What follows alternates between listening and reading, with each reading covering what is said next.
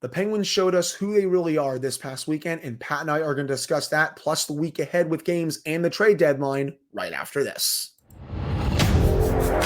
You're Locked On Penguins, your daily podcast on the Pittsburgh Penguins, part of the Locked On Podcast Network, your team every day.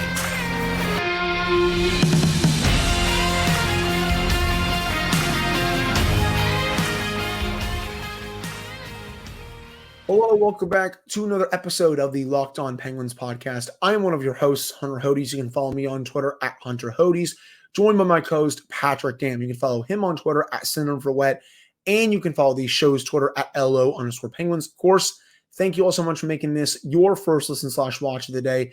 We are free and available on all platforms. And finally, today's episode is brought to you by FanDuel. Make every moment more. Right now, new customers get $150 in bonus bets with any winning $5 bet. That's $150 if your bet wins. Visit FanDuel.com/lockedon to get started. So, Pat, this past weekend, I think the Penguins have given Kyle Dubas very little choice heading into this week. It's time to sell, and it's time to move some players to other teams. I said heading into this road trip in Western Canada and the Pacific Northwest, they needed to go at the very least 2-1-1, but preferably 3-1, 3-0-1, or in a perfect world, 4-0. But none of those happened. They go 1-3. They win the game against the best team on the trip in the Vancouver Canucks, but then they lose a heartbreaker against Seattle. They lose another heartbreaker, even more of a heartbreaker, I should say, against the Calgary Flames. And then they get absolutely embarrassed by the Edmonton Oilers. But obviously, we're going to start with the game against the Flames, a game that the Penguins were in complete control of, Pat. For 50 minutes, they were playing really strong hockey. They came out and played a tremendous first period, especially. They held the Flames to without a single shot for the final 16 minutes of that first period. They were getting goals from everyone in the lineup. They played a pretty solid second period as well. They increased their cushion to 2 goals in the third period. But then the final 10 minutes, they just stopped playing. And you saw just how mentally fragile this team was in the second half of the third period.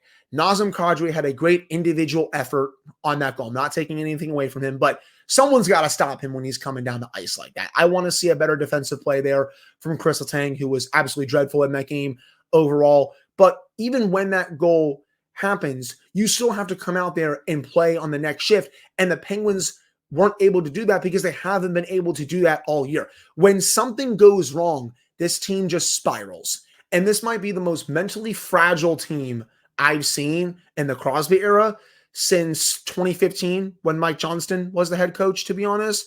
It's ridiculous that everything just goes to complete crap when the smallest thing goes wrong.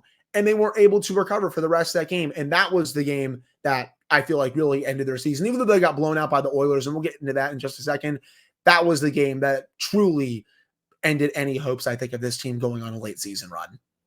I said that a few weeks ago that, and it might have been on the pod, it might have just been on Twitter, I can't remember, but it's a mentally fragile team. They don't just lose, they lose in spectacular fashion. And you remember back to the early days of Mike Sullivan's tenure. And again, we're not going to have the Mike Sullivan discussion. It's pointless at this juncture, but you remember back. I think we know where it should go at this point. Yeah. I'm someone who I've been in his corner a long time. We can just briefly discuss it before going on.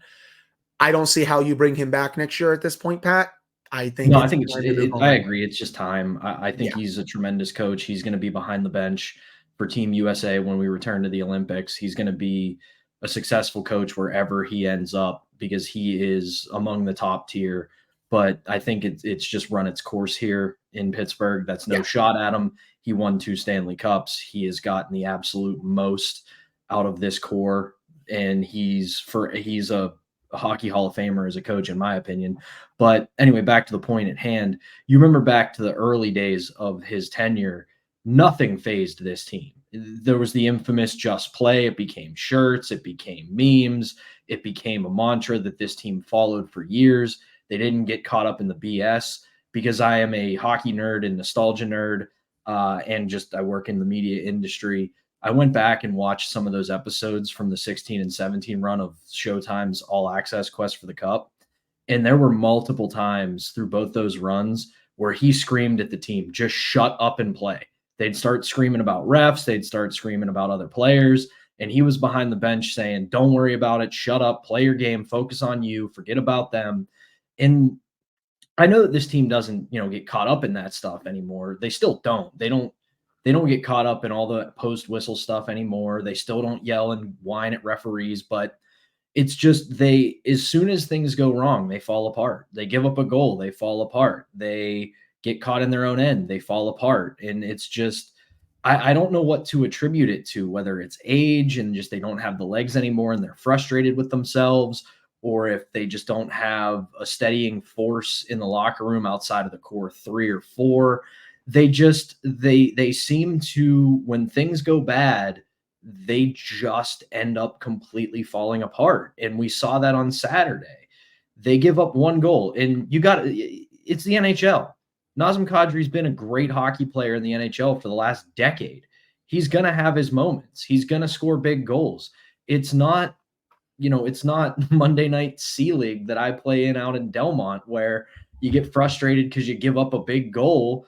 It's the NHL. Everybody there at one point was probably the best player in whatever league they grew up playing in. They all have talent. They're all going to score goals. They have the ability to do it, and it's going to happen. It's how you respond to those things, and the Penguins just didn't. They completely conceded the game with 10 minutes to go, which is an embarrassment.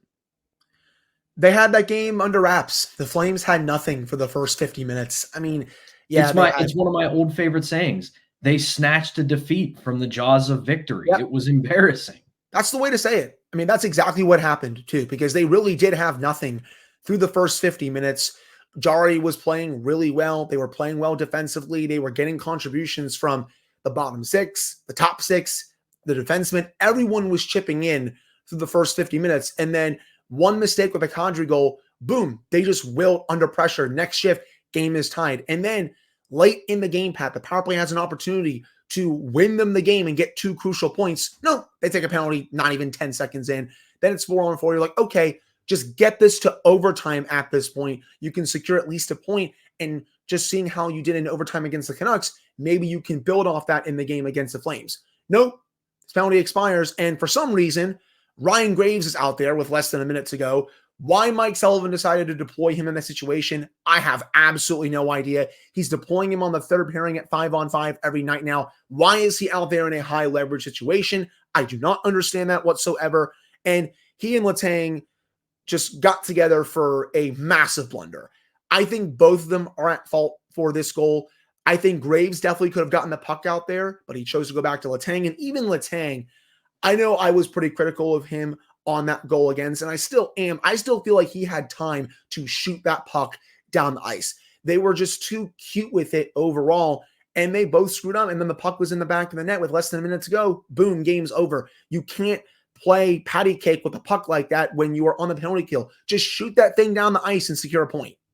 Yeah, that's the biggest thing for me is that, everybody who wants to be anti-Letang found their red meat on that goal because and that's not to say he didn't screw up. He absolutely screwed up. He was bad in that game, but he's also a great player, and great players have bad games. That's what happened. And that goal was a terrible blunder by him, but it was more of the same from Ryan Graves. There was a very simple play to be made, and he just didn't make it.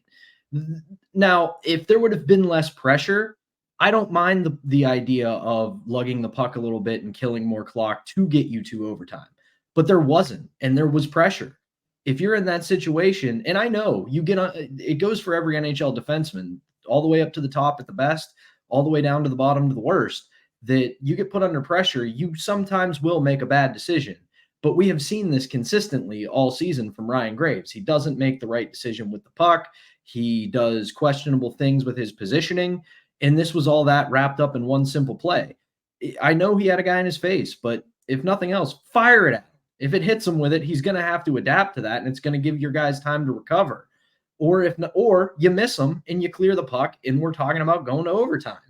And he just did neither of those things. He made a low percentage pass to Chris Letang, which puts Chris Letang right in the same situation Ryan Graves was in, where he's under pressure and unable to clear it. Now, Letang could have done a better job of clearing it. I absolutely agree. But again, it was Tweedledee and Tweedledum making a bad decision once again. Just not good enough back there. And you got to have a better sense of urgency when you're in the final minute of a game that you already have blown in regulation, and you have to try to find a way to secure a point and then get the second point in overtime or a shootout, whatever happens in the extra session. And they were just so, again, cute with the puck. And you can't do that in that situation overall. Yeah, I maybe would like a save from Tristan Jarry there a little bit. I don't think he played particularly his best game in that one, at least in the end of the third period, the second half of the third period, I should say. Excuse me. I thought he was playing well through the first 50 minutes, but I feel like I wanted him to make a big save on any of those three goals to at least help bail the team out for how they were playing in the final 10 minutes. I don't think that's too unreasonable for me to ask, considering the level that he's played at for most of the season. Oh, yeah. And again, it's another issue of both can be true. You know, he played very well through the first 50 minutes of the game. He was right there with everybody else and playing a very strong game. And then in the last 10 minutes, top to bottom, everybody collapsed.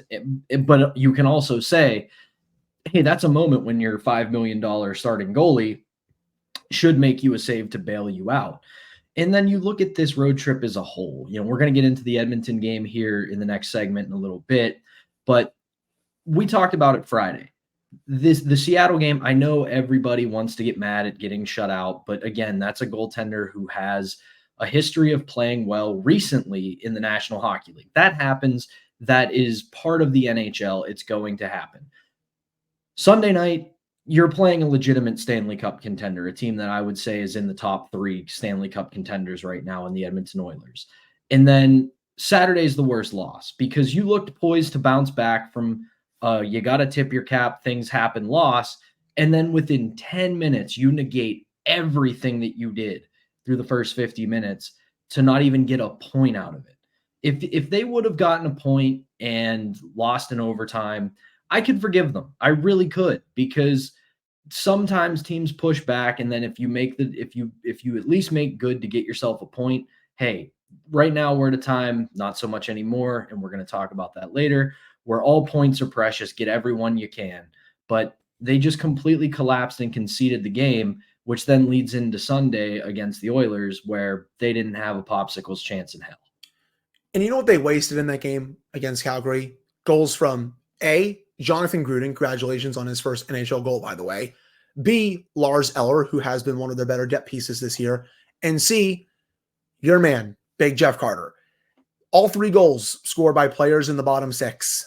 And they wasted that game away because they couldn't finish a fragile Flames team off in the final 10 minutes. Because that Flames team is also really fragile. They really have not been that good this season. Yeah, they had won 4 in a row coming into it, but they had been, just like the Penguins, pretty inconsistent. And they've also been a fragile team.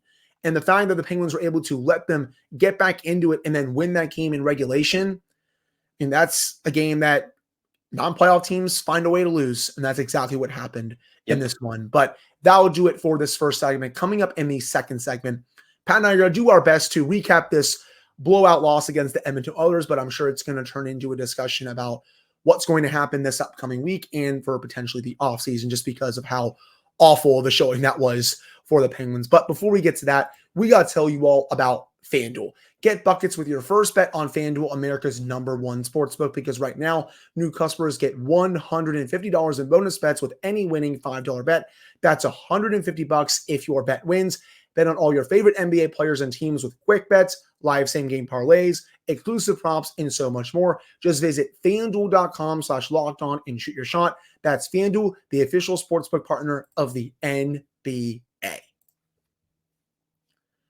All right, we're back here on this episode of the Locked On Penguins podcast. I'm one of your hosts, Hunter Hodes, joined by my co-host, Patrick Dam. So the Penguins get obliterated by the Edmonton Oilers on Sunday night, and they have gotten obliterated by this team 4 to 5 times in a row at this point. The Oilers have owned them for the past 2.5 seasons. And you could tell, honestly, right away that the Penguins just didn't have it in this game. The first 5 to 6 minutes, they were getting blown off the ice. And then it's funny, they get a pretty decent scoring chance at Edmonton's end, but then what happens? Armin rush the other way. Connor McDavid leads the charge, and 9 out of 10 times the puck is going to be in the back of the net. Sure enough, that happens, and the boat racing starts and the Penguins lose 6-1 in a game that they really had no chance of winning from the opening puck drop. I think everyone on social media, Discord, wherever you wanted to look, was saying that this game was going to be a loss. I was not confident at all heading into this one, and they got blown out by a team that is a true contender for the Stanley Cup. I'm going to push back a little bit on Pat. I don't think they're one of the 3 Stanley Cup contenders, but I do think they're in that conversation, to say the least. This is a very good Oilers team. And, when you're giving up goals to guys like, Corey Perry, who used to be a very, very good player, he's still serviceable now, but he's not nearly as good as he used to be. But when you're giving up, goals to him, Cody Ceci, of all people, that's not your night, to say the least. And this has made Kyle Dubas' decision fairly easy to start the day on Monday. I mean, here's the thing. There's 2 things I want to say about this game pertaining to the Penguins. One, my God, was I sad watching that game last night, just because all it made me think of was the 2016 and 2017 Pittsburgh Penguins, because the Edmonton Oilers are doing exactly what the Penguins did during that 2-year window. They are fast. They have 2 of the best players in the world. They have a solid supporting cast. They play a relentless system that gives you absolutely nothing. And it was just like watching the past, but for another team. And then the other thing this made me think of is why I'm starting to warm a lot more towards maybe it's time to move on from Mike Sullivan. Because everybody and their mother wanted to crush Erik Karlsson for the first goal against, because he pinched. It leads to an odd man rush, and the Edmonton Oilers score. But this is what the Penguins system is and continues to be. They continue to tell the defense to pinch. They continue to tell the back end to put pressure up. This team's not equipped to do that anymore. Now, maybe in the offseason, Kyle Dubas is going to make some moves to bring some youth and bring some speed back to the roster, and it turns out to work. But this current iteration of the Pittsburgh Penguins is not equipped to do that, especially not against the Edmonton Oilers. The Edmonton Oilers are a blazingly fast team. I talked about it on the show Friday. And what makes Connor McDavid so great is that he does everything at top speed. He never slows down. The rest of the roster, yeah, they may have to slow down a little bit, but they're playing at 1,000,000 miles an hour. They are pushing the pace, to quote Mike Sullivan. They are dictating the terms, to quote Mike Sullivan. That's not the Penguins anymore. It just isn't. I know that sucks to say. I know it hurts to say, but you have to adapt. You have to change to the roster that you have. And I love Mike Sullivan's system. I do. I think every team should build a team to play that kind of hockey and play that kind of hockey. And this game would become instantly the best sport on the planet, because it would be played at 1,000,000 miles an hour with a focus on smothering offense and smothering defense. And it would be entertaining night in and night out. Problem is, there aren't enough players in the National Hockey League to build 32 teams, soon to be probably 33 and 34 teams that can play that kind of hockey. There just isn't. So you watch that game last night, and the Penguins have to adapt their style. They have to play a more conservative game. They have to keep their defense back. They have to keep the third man high, because this team in the Edmonton Oilers and a handful of others that they're going to see over the next month will absolutely crush you in transition. And if you get caught with one defenseman below the top of the circle, they are going to take advantage of that, and you're going to leave Tristan Jarry, Alex Nedeljkovic, whomever else might be in the net once the trade deadline passes, completely out to dry. So that was a game that really warmed me to maybe it's time for a new coach. And there was another sequence later on in that game. P.O. Joseph had a very similar pinch, Pat. He pinched way too aggressively. It leads to another odd man rush, and boom, the puck is in the back of the net. Alex Nedeljkovic has no shot of stopping that puck. You can't pinch that aggressively in that situation. And Mike Sullivan has not been able to adapt his system to the past 2 teams that he's had. And yeah, I understand, you look at the rosters for these past 2 teams, they haven't been close to the greatest that he's had throughout his tenure with the Penguins. I totally understand that. Management is also at fault for this. But he still hasn't been able to adapt, and that is what I think is also killing him right now. But to go off your point about Mike Sullivan a little bit more, I again saw a team that it looked like quit on him last night. It looks like Mike Sullivan is out of answers. It looks like, to me, the players are stopping listening to him overall, whether it's before games, intermissions, after games, at practice. That's what it looks like to me when I've been watching this team for the past several weeks, especially in that game against the Oilers. It just looks like his message has gone stale. It's not getting across anymore. And I feel like at this point, even though he has that extension that hasn't even kicked in yet, I feel like you have no choice but to move on and give him a fresh start with another organization. And you can bring in a new coach that can bring in a little bit of a new system that can inject some life into this team, because it hasn't been working out for the past couple of seasons, especially not this season. It's the last switch you haven't turned on yet, I would say, for this.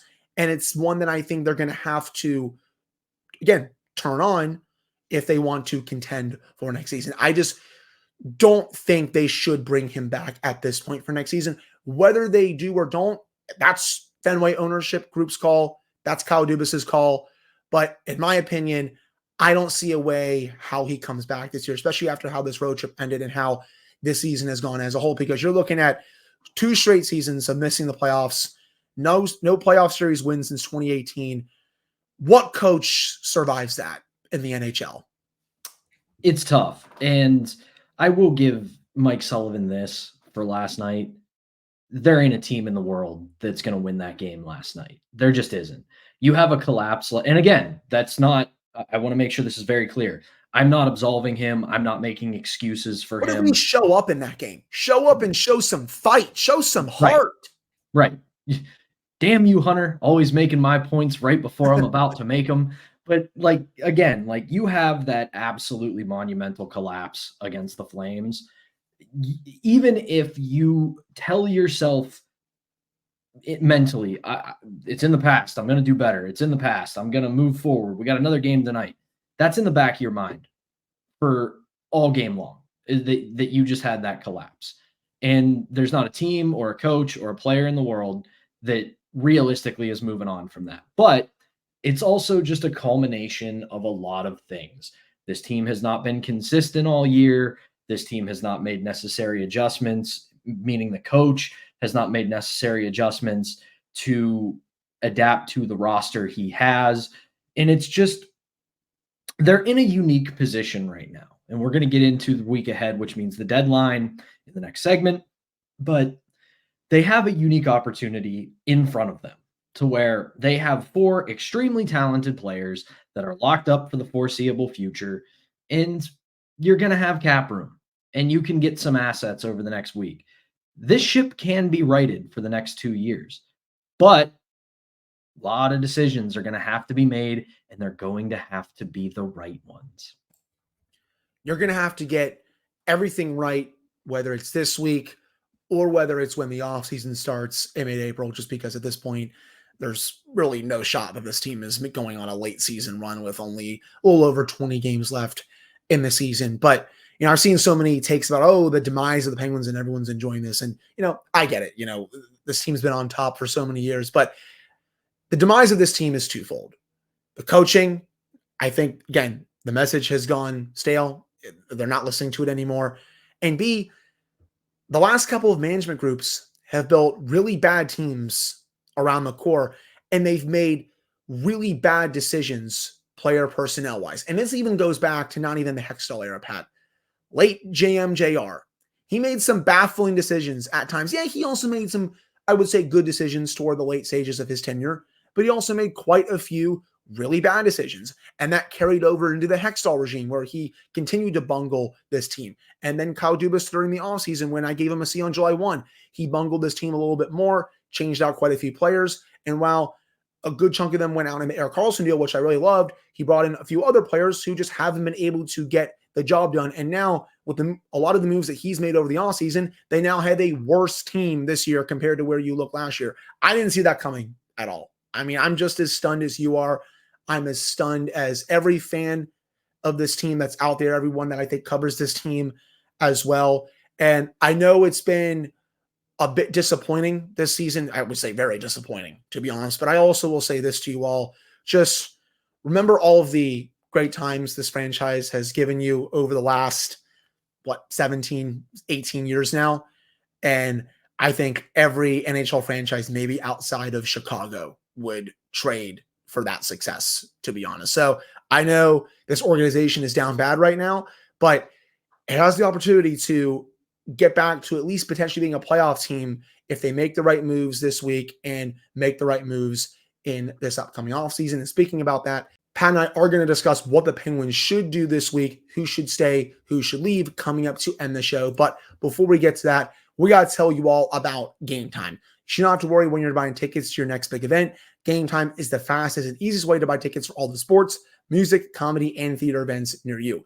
With killer last-minute deals, all-in prices, reduced from receipt, and their best price guarantee, Game Time takes the guesswork out of buying tickets. It's the only ticketing app that gives you complete peace of mind with your purchase. See the view from your seat before you buy, so you know exactly what to expect when you arrive. All-in prices show your total up front, so you know you're getting a great deal before you check out.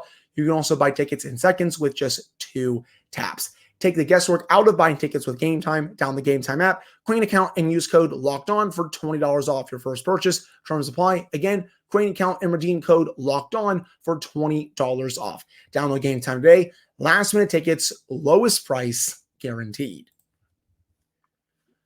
All right, we're back here on this episode of the Locked On Penguins podcast. I'm one of your hosts, Hunter Hodes, joined by my co-host, Patrick Dam. So we all know what's coming this week when it comes to Kyle Dubas. This team is going to sell. It's the only right decision to make at this point. We figure that Jake Guentzel is going to be on the move. I've made my thoughts perfectly clear about that numerous times on the show, but it looks like he's going to get moved. They just have to get a good package back for him at this point.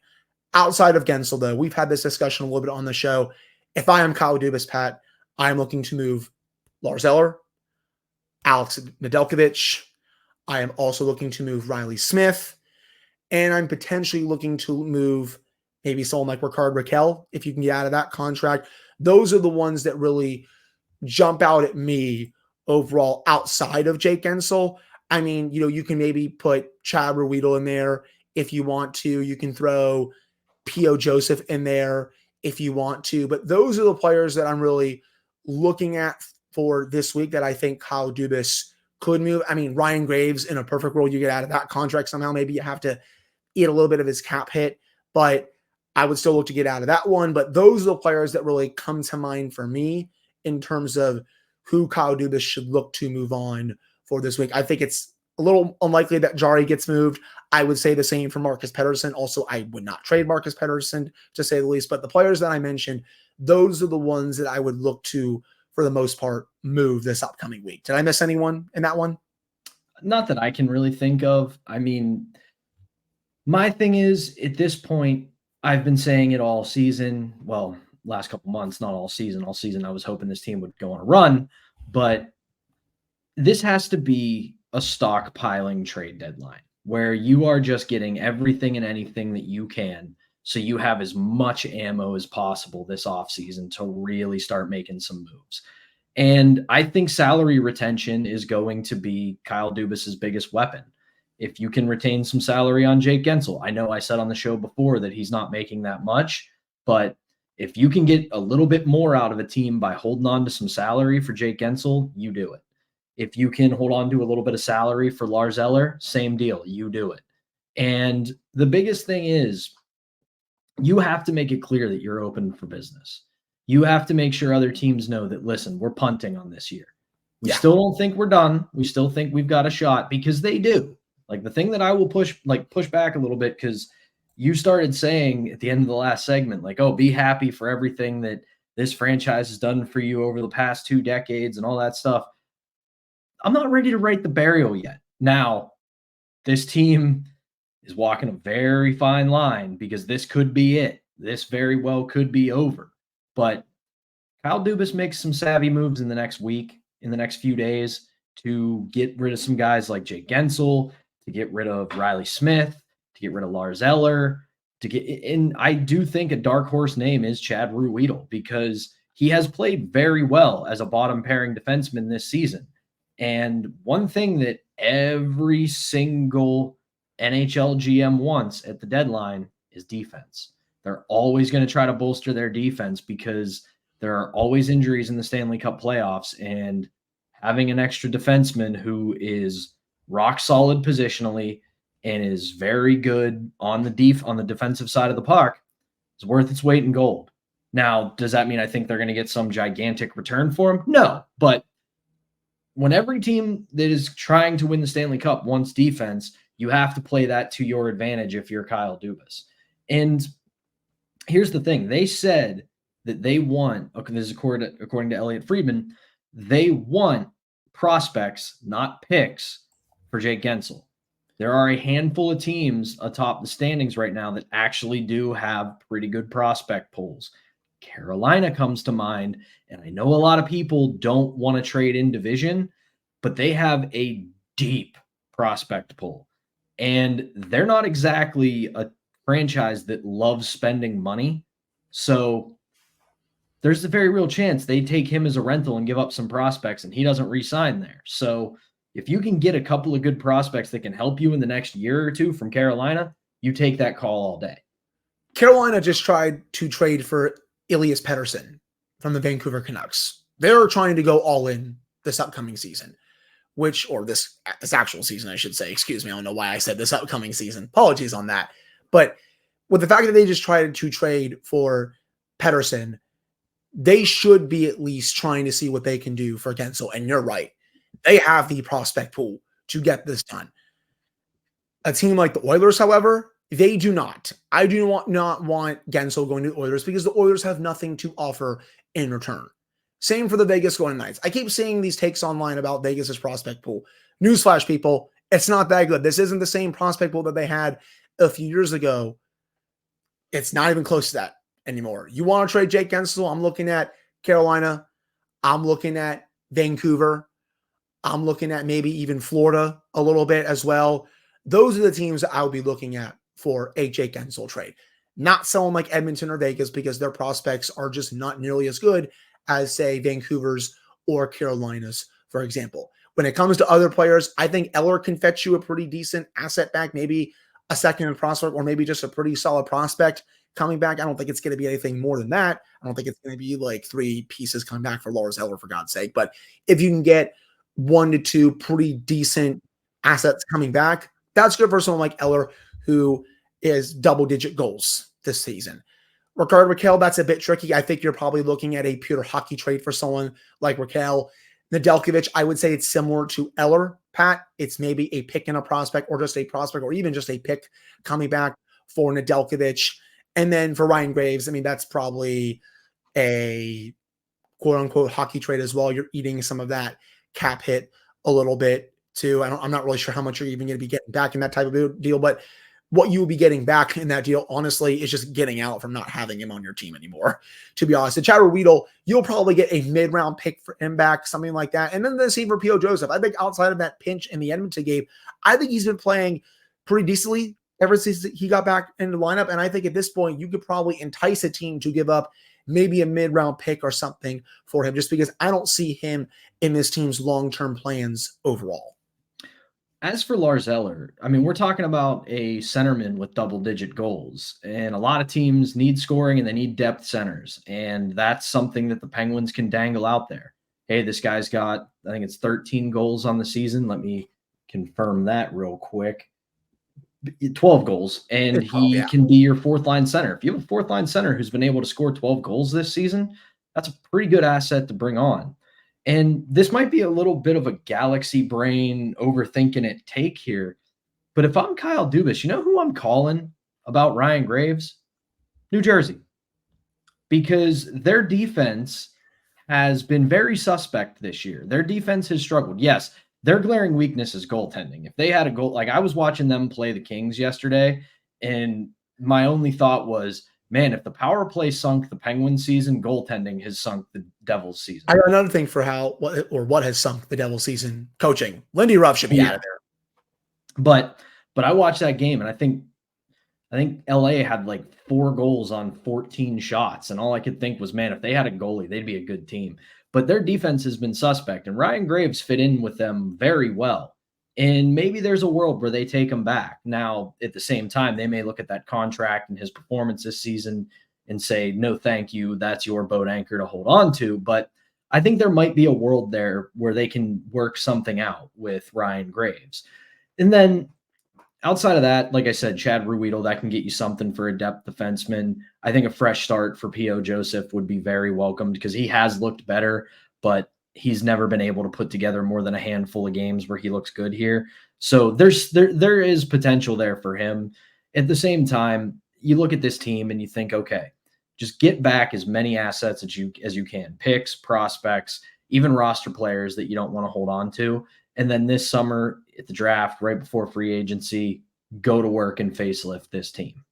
Right. Because again, I'll say it for the 1000th time on this show. I think next year is their last big year of this era and their last opportunity to go all in for another potential playoff run. And overall, I look at this week, the players that are untouchable for me are as follows: Sidney Crosby, Evgeny Malkin, Chris Letang, Erik Karlsson, and Marcus Pettersson. Everyone else is fair game. I will listen on any other player on this team, including Brian Rust. I believe it was Elliot Friedman that said on 32 Thoughts this morning that they went to Russ and said, we're not even going to ask you to waive your no move clause. Like, we value you and all this stuff. I get that, but I also do think Brian Rust could probably fetch you quite a decent haul back. Again, that's just me speaking. I know they're not going to move him. That's their call. But outside of those players that I just mentioned, everyone else on this team, I would at least take a call on or listen to. I agree. I think as it relates to Pettersson, I've said it before. If you get a very good offer, you have to listen. Yeah. If you're going to get something back that is really going to aid you in the next 2 years, like immediately and seriously aid you, you probably take the call. As for Brian Rust, I agree with the decision to hold on to him. Now, there's a very real world he could fall off a cliff because we've seen this season has been the worst case scenario. Literally everybody except for Erik Karlsson and Lars Eller that Kyle Dubas brought in completely tanked, which sucks. But at the same time, he still has foot speed. You can play him up and down your lineup. He's got a scoring touch.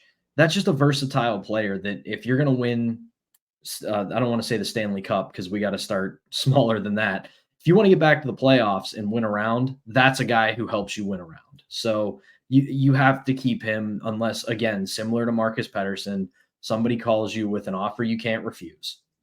It's funny. Your stance on Pettersson is a stance I think I would have on Rust. I would prefer to keep him, but I would still listen on him to see if a team would really pay out the wazoo to try and get him. For Pettersson, though, I'm not really listening at all. I know he only has a year left on his contract. I'm looking to extend him. Real quick, and I just thought of this. Go ahead. You know who we didn't bring up in the Gensel ideas? Detroit.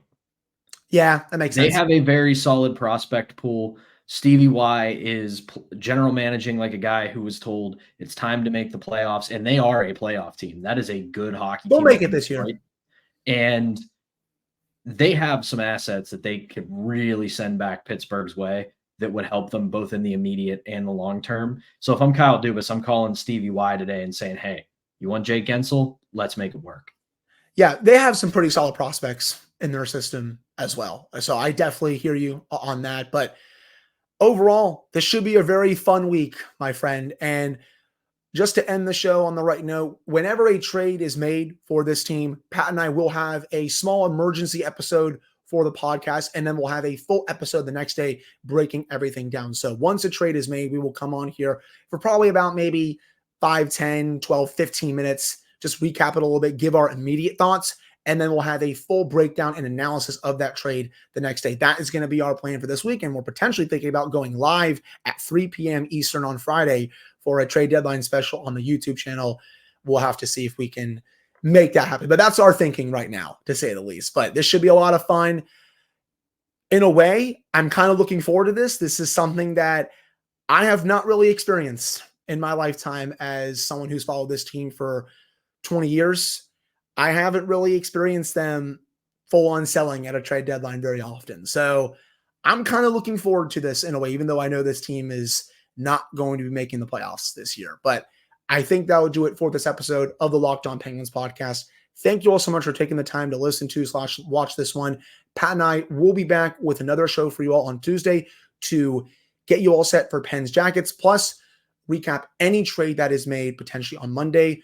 Knowing us, we'll have this episode posted and Kyle Dubas will make a trade just because, that's just how things work in this industry. But again, thank you all so much for tuning in. We'll talk with you all on Tuesday.